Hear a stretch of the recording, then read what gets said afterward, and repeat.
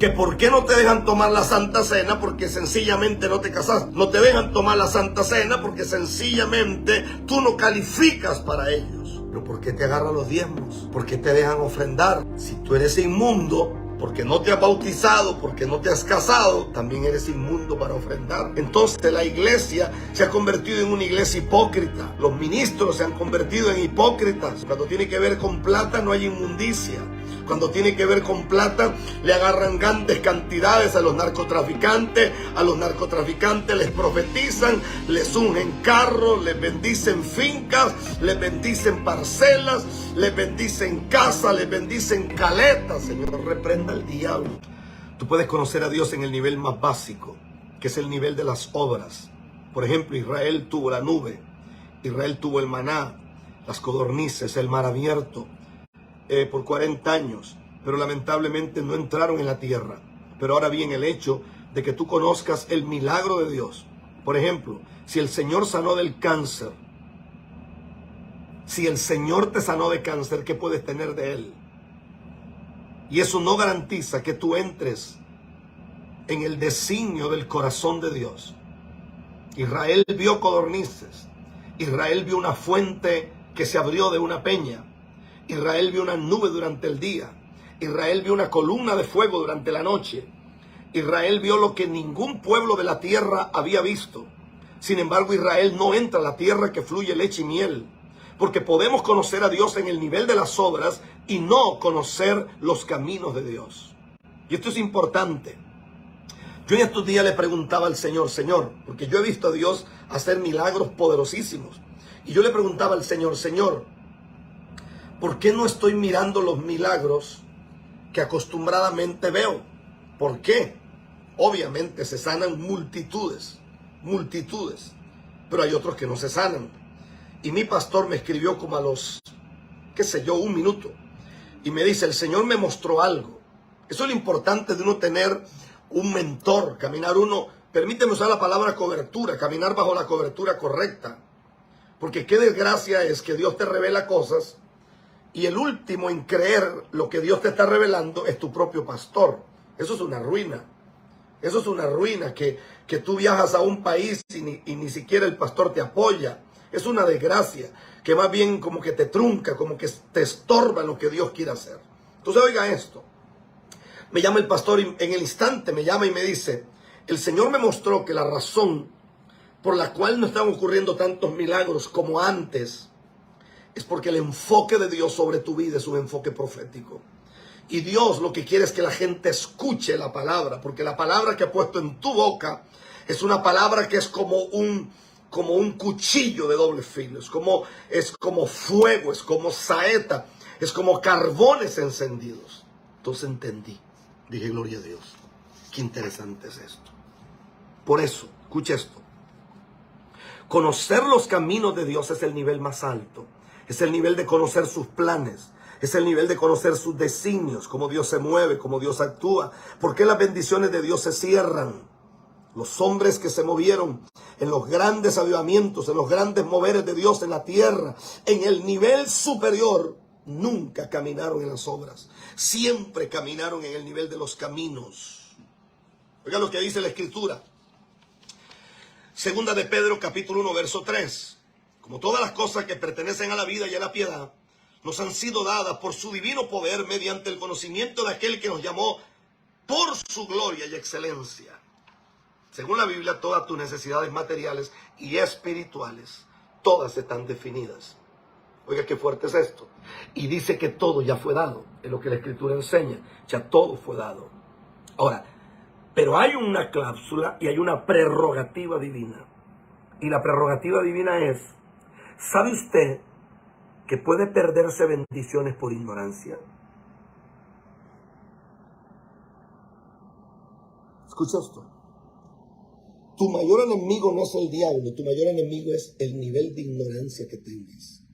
Puede ser que tú ignores algo, pero el ignorarlo no te exime de la responsabilidad de llegar o no llegar donde Dios quiere que tú llegues.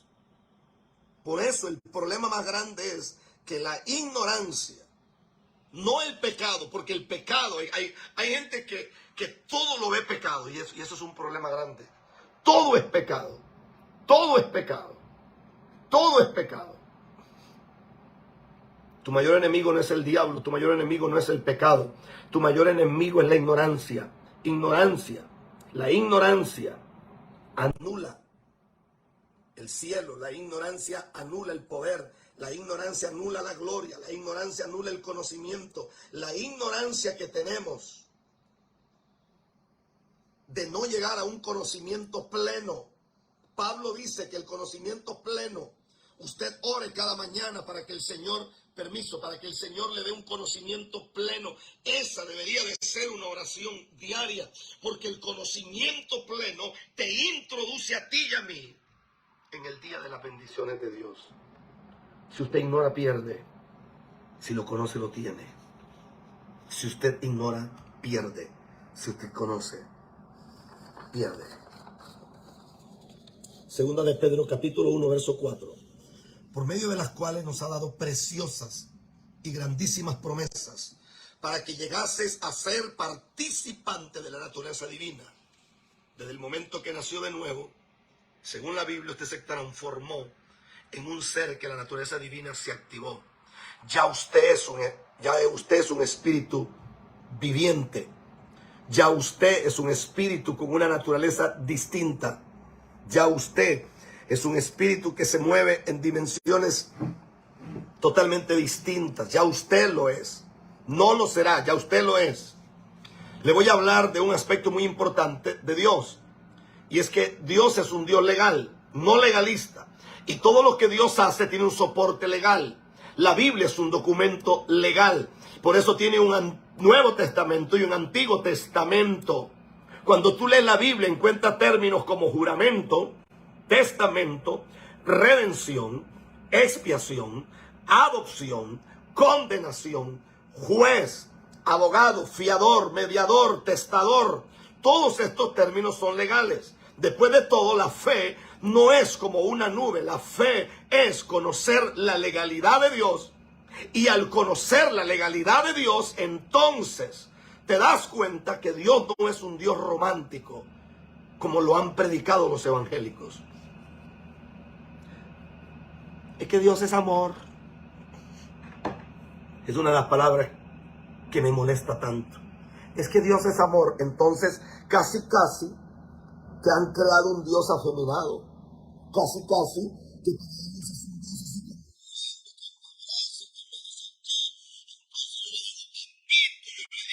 muchachito. Por eso las iglesias están llenas de gente hecha una desgracia. La Biblia es un documento legal. Un día esto se puso un poco de gente brava porque yo prediqué en una santa cena y yo dije que el único que puede decir quién toma la cena y quién no la toma es Dios, no un pastor. Ah, no, que usted no es bautizada, no puede tomar la cena. Usted no es casado, usted no puede tomar la cena. Entonces aparecen cuatro sabiondos diciendo, sí, pero es que la Biblia dice que por eso hay muchos que están enfermos. Señores, yo viajo por el mundo. Chorro de gente casada, chorro de gente bautizada, chorro de gente que legalmente están bien. Millones están enfermos. Yo creo que el problema es que han tomado la cena sin discernir quién es Jesús realmente. Jesús no es el Jesús histórico que la Biblia habla. Jesús no es el Jesús que la gente va a un culto y levantó las manos. Jesús no es el Jesús que alguien dijo un pensamiento y transcribió algo. No. Jesús es otra cosa. Jesús es otra cosa.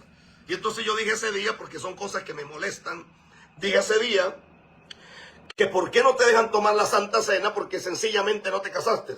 No te dejan tomar la Santa Cena porque sencillamente tú no calificas para ellos. Pero ¿por qué te agarran los diezmos? ¿Por qué te dejan ofrendar? Porque si tú eres inmundo, porque no te has bautizado, porque no te has casado, también eres inmundo para ofrendar.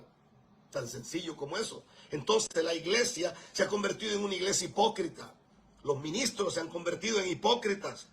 Porque cuelan el zancudo y se tragan el camello. Cuando tiene que ver con plata no hay inmundicia. Cuando tiene que ver con plata le agarran grandes cantidades a los narcotraficantes. A los narcotraficantes les profetizan, les ungen carros, les bendicen fincas, les bendicen parcelas, les bendicen casas, les bendicen caletas. Señor, reprenda al diablo. Se ha construido un Dios romántico, a un Dios casi afeminado.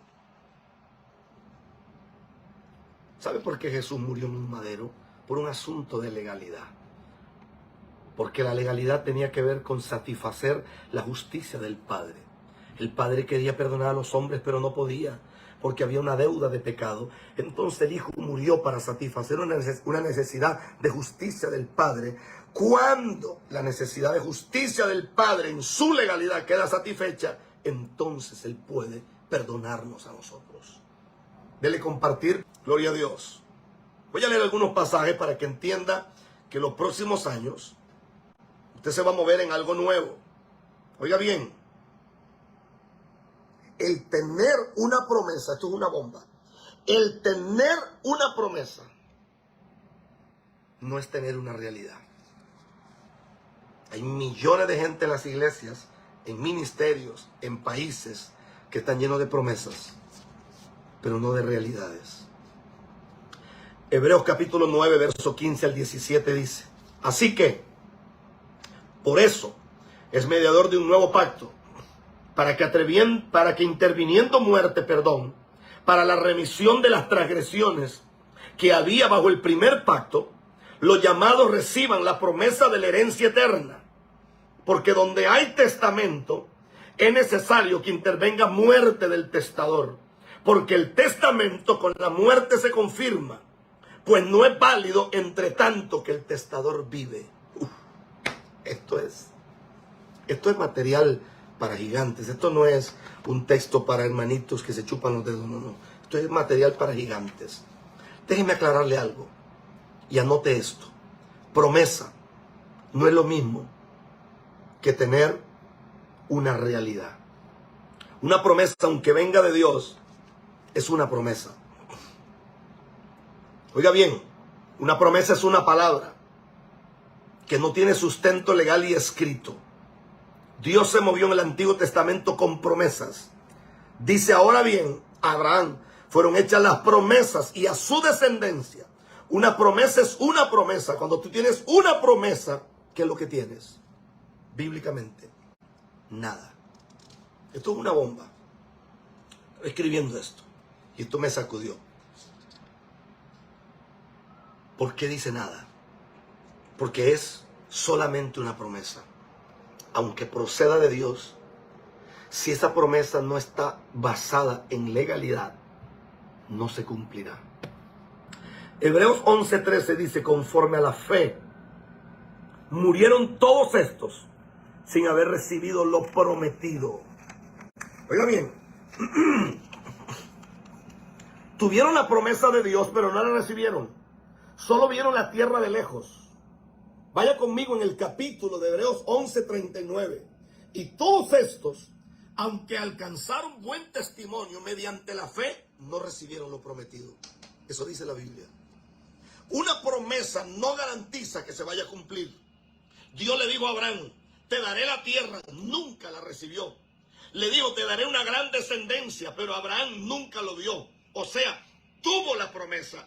Dios consiguió fe de Abraham por la promesa. Entonces Dios, como es legal, dijo: vamos a hacer un juramento. Lea conmigo Hebreos 6:17. Por lo cual, queriendo Dios mostrar más abundantemente a los herederos de la promesa la inmutabilidad de su consejo, interpuso juramento.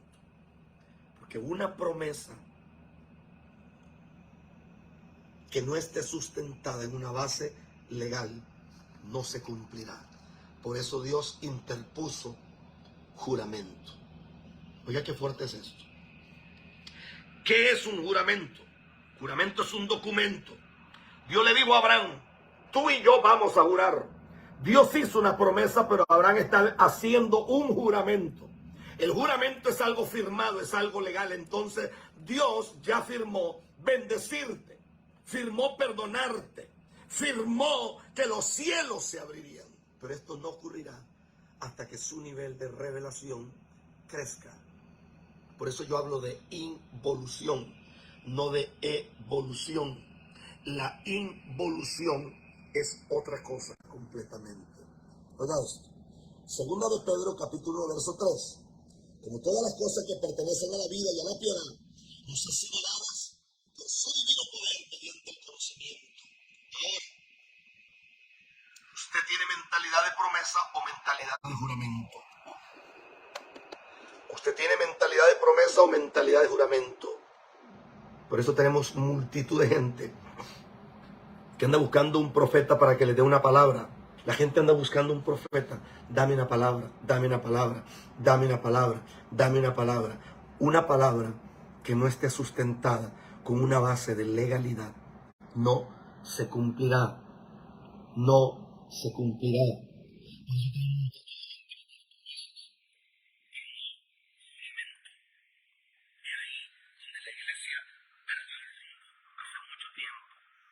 Escucha esto. La primera dama del progreso me dijo, quiero que usted venga y predique en el estadio. Eso es una promesa. Pero cuando esa mujer me puso esta banda, cuando ella me puso esta banda y me entregó unas llaves, aquí hay un juramento. Aquí hay un juramento. Oiga, qué violento es esto. Aquí hay un juramento, no una promesa. Cuando tú tienes un juramento, la promesa se cumplirá. Repito, ¿usted tiene mentalidad de promesa o mentalidad de juramento? Cuando usted tiene mentalidad de promesa va en sentido contrario. Mire, cuando usted ora y pide al Señor que le bendiga, en esa mentalidad de promesa, pero no con mentalidad de juramento, usted dice, Padre, tu palabra dice, no puede fallar. Eso cambia. ¿Conoce esos cristianos que dicen, algún día Dios me bendecirá? Cuando una promesa se juramenta, se transforma inmediatamente en un pacto. Y un pacto es un contrato. Y cuando usted tiene el contrato, usted puede estar tranquilo. Imagínese que yo le digo a una persona, en los próximos meses te regalaré un auto. Pero llega el lunes y la persona piensa, sí, el pastor se arrepiente de regalarme el auto y se olvida de la promesa. Entonces el miércoles me llama y me dice, pastor, ¿se acuerda que usted me dijo el domingo que me regalaría un auto? Bueno, estaba pensando, ¿qué tal si vamos al notario? Y me convence. Y yo firmo. Una vez que yo firme, no puedo arrepentirme. Ya no es una promesa, es un juramento. ¿Sabe por qué su Biblia dice en su Nuevo Testamento? ¿Sabe por qué? ¿Sabe por qué es eso? Porque ahora nosotros tenemos un pacto que es nuevo, el cual contiene toda una herencia. Yo quiero que usted piense esto. Tiene que leer las letras chicas. Ahí contiene todas las cosas de la vida.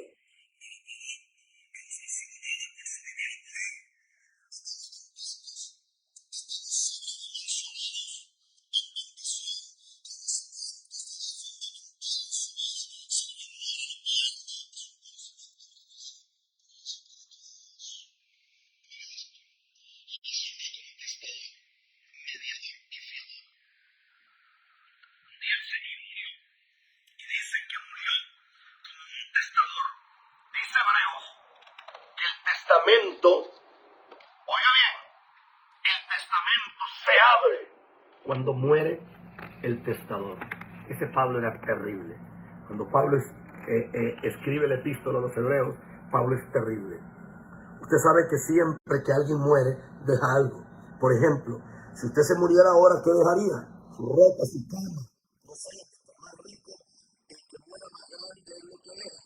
Jesús murió y fue abierto el testamento. Dice que muerto el testador se abre el testamento. O sea, cuando tú tienes un juramento, lo que tienes allí son cosas que tú has sido dado en forma legal. En ejemplo, tú tu papá hizo un testamento, repartió todo, eso está allí, legalmente es tuyo, pero no en la práctica. Entonces el Señor hizo un testamento hace casi 2000 años. Y el testamento fue abierto cuando Él murió.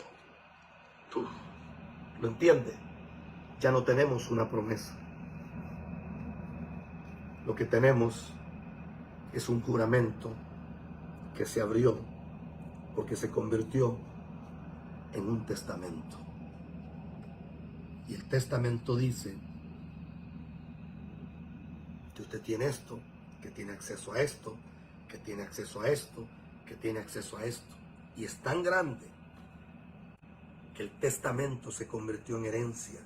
He aquí donde la mayoría de los hijos de Dios tienen problemas. ¿Por qué tienen problemas?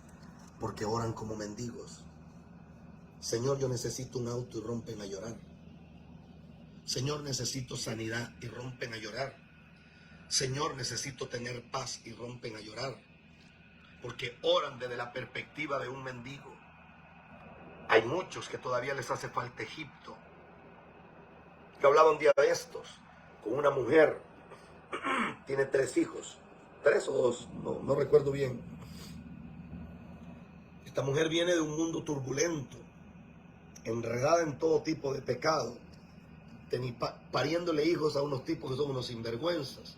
Entonces esta mujer llega y cuando ella vivía en el pecado, nunca le puso límites al diablo.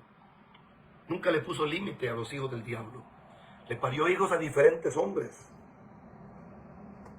Ahora aparece un hombre que es un pastor que trabaja conmigo. Entonces a este pastor que trabaja conmigo, que le ofrece matrimonio, que está dispuesto a hacerse cargo de todo el muchachero que ella tiene, ella le dice, vamos a orar. Vamos a orar. Este hombre le dice, es que ya lloré. Y Dios habló a mi vida. Y me quiero casar con usted. Entonces ella le dice, sí, pero primero vamos a conocernos, vamos al cine, nos agarramos del dedo chiquito, caminamos, comemos hot dog, comemos palomitas de maíz. Y entonces este hombre le dice, yo no tengo tiempo para eso. Entonces, ella me pregunta a mí, yo casi me quito la correa y le doy 3 hinchazos. Digo, mujer, las bendiciones se arrebatan. Tú has vivido toda la vida en medio de una desgracia. Tú nunca le pusiste límite a los hijos del diablo. Nunca le pusiste límites al endemoniado con el que tú te revolcabas. Ahora aparece un hombre que te quiere traer dignidad, un hombre que quiere dignificar tu familia, que quiere traer dignidad a tus hijos, y tú le pones todas las trabas del mundo. O sea, eres ignorante. ¿Por qué la mayoría de los hijos de Dios son ignorantes? Por un problema de revelación. Porque a los hijos del diablo nunca les pusieron trabas, pero a la gloria de Dios sí le ponen todas las trabas. Entonces yo, Rafael Ramírez Martínez, a veces tengo ganas de agarrar un cincho y de darle cincho a un montón de gente por el nivel tan elevado de estupidez que manejan, y después quieren meter a Dios en sus estupideces. Ay, sí, es que Dios me conoce. Es que Dios no me juzgue. No, claro que te voy a juzgar. Voy a juzgar tus actitudes tontas. Voy a juzgar tu falta de conocimiento. Voy a juzgar tu falta de revelación. Voy a juzgar tu torpeza. Voy a juzgar tu ignorancia. Voy a juzgar que seas tan cabezón y tan cabezona y no agarres y arrebates la gloria que Dios te está trayendo. Por eso hay millones que toda la vida caminan de desierto en desierto. Por eso hay millones que Dios los quiso poner en los mejores púlpitos. Por eso hay millones que Dios les quiso entregar los estadios, que Dios les quiso poner un nombre que nunca tuvieron, que Dios los quiso sacar del estrés, de la miseria, de la ruina, de usar esa ropa mugre que usan, pero nunca entendieron. Porque una cosa es tener una promesa, otra cosa es tener un juramento. Cuando tú tienes mentalidad de promesa, toda la vida caminas por base a lo que alguien te profetizó. Cuando tienes mentalidad de juramento, caminas sobre bases legales. Y la base legal dice que mi juramento, que era una promesa, ahora se convirtió en mi herencia. Por eso es que la Biblia dice, oiga bien, de tu herencia en los santos, para que el Padre de nuestro Señor, oiga bien, para que el Dios de nuestro Señor os dé espíritu de sabiduría y de revelación en el conocimiento de Él, alumbrando los ojos de vuestro entendimiento, para que sepáis cuál es la esperanza que los ha llamado y cuál es la herencia y cuál es la gloria de su herencia en los santos. Hay una herencia para los santos, hay una herencia que se llama herencia de gloria, y la herencia de gloria es que muriéndose el testador, el testamento fue abierto, y al momento que el testamento se abrió, entonces yo no camino en una base de promesa, camino en una base de legalidad. Qué terrible esto. ¿Sabe qué dice Hebreos 9:15? Así que por eso es mediador de un nuevo pacto, para que interviniendo muerte para la remisión de las transgresiones que había bajo el primer pacto, los llamados reciban la promesa de la herencia eterna. Porque donde hay testamento es necesario que intervenga muerte del testador. El testador murió. Oiga bien, lea conmigo Hebreos 7:22. Por tanto, Jesús es hecho fiador de un mejor pacto.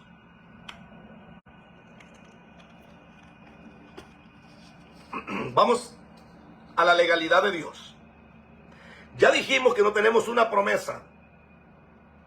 Oiga bien, ni un juramento, ya esto subió de nivel, sino que tenemos un testamento abierto. Tres cosas que Jesús tuvo que hacer para que esto se activara. Número uno, fue el testador. Cuando Jesús muere en aquel madero, fue el testador. ¿Sabe qué es un testador? Es el que hace el testamento, el dueño de todo. Cuando Él muere, lo hizo como testador, pero cuando Él resucita, se convierte en mediador. ¿Sabe qué es un mediador? Un mediador es un albacea. Un albacea. Él resucitó. Un albacea es una persona legalmente constituida que le comunica al juez que la muerte del testador, que le comunica al juez que a través de la muerte del testador le comunica que ahora hay un heredero, porque es pariente del que murió. Como usted mañana le llame por teléfono y le dicen que falleció alguien que ni Dios quiera, y le dicen a usted, usted es acreedor de una herencia. Entonces Jesús muere como testador, resucita como mediador y va al cielo, al lugar santísimo, al trono del Padre. Él fue al Padre y le dijo al Padre, esta sangre es la prueba de mi muerte. Le comunicó al juez y luego vino y reunió a sus discípulos y tomó la copa y dijo, esta es la sangre del nuevo pacto que por vosotros es derramada. Hoy Dios me manda a decirte que Jesús muere, que la herencia se activó, recibe la palabra, luego dice que no solo fue el testador y el mediador, sino que además es fiador. En los próximos minutos, el Espíritu Santo va a abrir un nivel de revelación en la vida suya que le va a sacudir esto. ¿Por qué? Porque hoy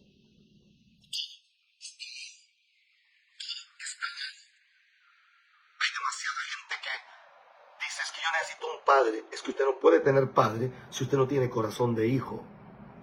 Imposible. Y usted no puede accesar a la herencia a menos que usted no tenga mentalidad de hijo. Porque cuando usted tiene mentalidad de hijo, entonces usted entiende que usted tiene acceso absolutamente a todo. Cuando usted tiene mentalidad de esclavo, usted camina buscando a ver quién le profetiza. Porque usted camina de emoción en emoción, camina de brinco en brinco, camina de que se le paren los pelos en todos los cultos. Ay, es que siento la presencia de Dios. Yo conozco miles de hijos de Dios que no se les ha cumplido una sola profecía, porque no entienden eso que acabo de hablar. Eso que acabo de hablar te da legalidad. Claro que creo en los profetas porque obviamente yo soy un profeta. Pero ¿qué es lo que entiendo con esto? Cuando tú entiendes la base de la legalidad sobre la cual tu fe está sustentada, tú no necesitas más profecías. Porque la base de legalidad sobre la cual tu fe está sustentada es que el testador murió como testador. Oiga, qué fuerte es esto. Él fue el testador. ¿Qué es el testador? El que hizo el testamento. Muere, resucita, se convierte en mediador. Al ser mediador, estamos hablando que era el albacea, él llega y dice, ahora hay una base de legalidad. La base de legalidad es que mi sangre le da acceso a este hombre. ¿A quién le da acceso? A Noemí Plugues. Le da acceso a Marixa Monroy, a Denio Dalis, a Howard Bravo. Cuida bien. Le da acceso a Carola Maradiaga. Le da acceso al Ministerio Chalén. Le da acceso a Wilmer Escobar. Le da acceso a Roxana Bernay, a Claudia Aguilar, a Howard Bravo otra vez, a Héctor Arévalo. Le da acceso a Prilis. Le da acceso a Angélica Madrid. Le da acceso a Nexia Morales. Le da acceso a Cristi Bravo. Le da acceso a Alejandra Parrales. Le da acceso a Betty Viveros. Le da acceso a Marixa Murillo. Le da acceso. Pero no hay acceso mientras usted siga pensando con mentalidad de víctima, con mentalidad de victimización. Pobrecito, ay Señor, es que a mí me hicieron daño toda la vida, con una tristeza, toda la vida llorando las mismas babosadas de toda la vida. No. Suelta esa mentalidad y ten mentalidad de hijo que tiene herencia. Ten mentalidad de hija que tiene herencia. Ten mentalidad de que tú eres hijo del dueño de toda esta cosa. Que tú eres hijo del dueño. Que Dios no te sana porque tú eres lindo. Que Dios no te sana porque tú eres bueno. Dios no te sana por eso. Dios te sana porque hay una base de legalidad. Y la base de legalidad es que por su llaga eres curado. Que Dios no te da un auto porque tú ayunas 50 días al año. Porque tú ayunas 2 meses seguidos. No. Dios te da un auto porque tú eres heredero de la promesa de Dios. Por eso. Entonces Jesús muere como testador, resucita como mediador y va al cielo, al lugar santísimo, se presenta. Y ahora, no solamente estuvo como fiador, sino que ahora es intercesor. Por amor a Dios. Ahora dice el Señor, lo haré por ti. ¿Y cómo es que te levantarás mañana? ¿Cómo es que pondrás los pies mañana en el suelo? Bueno, Dios sabe lo que viene. Dios sabe que yo tengo una palabra. Dios sabe que lo necesito. Dios sabe que yo lo amo. No. Ese es el problema. Porque nos han vendido un Dios romántico. Nos han vendido un Dios afeminado. No nos han vendido a un juez. No nos han vendido una base de legalidad. No nos han vendido un documento legal. Lo que nos han vendido es un Dios que da besitos y da abracitos y es que yo me siento solo y me siento triste y yo sentí que el Señor, que aquí, que allá, y Él me entiende, porque aunque yo ando en pecado, Él me entiende porque Él no me juzga. Déjese de esas payasadas. Por eso es que nunca recibe nada. Por eso es que toda la vida camina de migaja en migaja, de ruina en ruina y de desgracia en desgracia. Cambio de sacerdocio y cambio de ley. Vea conmigo Hebreos 7:12. Porque haya también cambio de ley, se cambió la ley. Hubo un cambio de ley. Ha cambiado el sacerdocio. La palabra sacerdocio significa acercar o eliminar. Un sacerdote elimina la distancia que hay entre el hombre y Dios, y entre Dios y el hombre. Alguien que se reconcilia a 2 partes. La Biblia hay 2 tipos de sacerdocio. El sacerdocio arónico y el de Melquisedec. Aarón era hermano de Moisés y Dios lo asignó el sacerdocio para la expiación de los pecados. Y Melquisedec es un tipo de Jesús. Cuando Jesús estuvo en la tierra, él fue Aarón, porque él murió por nosotros. Oiga qué fuerte es esto. Pero cuando resucita, él vino a ser Melquisedec, y son 2 líneas sacerdotales. Uno es terrenal y el otro es celestial. Uno es de la tribu de Leví y el otro es de la tribu de Judá. Uno vino para los sacrificios de los pecados y el otro vino a darnos victoria sobre los pecados. Uno ministra al cordero en el altar y el otro ministra el pan y el vino al vencedor. Entonces nosotros estamos bajo el sacerdocio de Melquisedec, que es el rey resucitado. Ahora, ¿cómo se cambió el sacerdocio? Porque en el antiguo pacto era Aarón y ahora en Melquisedec también se cambió la ley. ¿Cuál era la ley de Aarón? Era la ley de Moisés, la ley inscrita en piedras. Esa es la ley, que es un mandamiento que te voy a decir que hay dos tipos de ley. La ley escrita, que regula, elaborada por hombres, oiga bien, que tienen que meterse dentro de esas leyes. Pero según la Biblia, hoy, en el sacerdocio de Melquisedec, dice que la ley no está escrita en piedras. Dice que la ley fue escrita en nuestros espíritus. Escucha, el que entiende esto va a levantar las manos y se le va a reír en la misma cara al diablo, el que entiende esto. Quiero bendecirlos en esta hora. Voy a bendecirles a ustedes. Bendigo sus vidas, bendigo sus familias, bendigo lo que ustedes son en el nombre de Jesús. Presento sus hogares, presento sus capacidades, presento sus sueños, presento lo que ustedes representan como hijos del Dios Altísimo.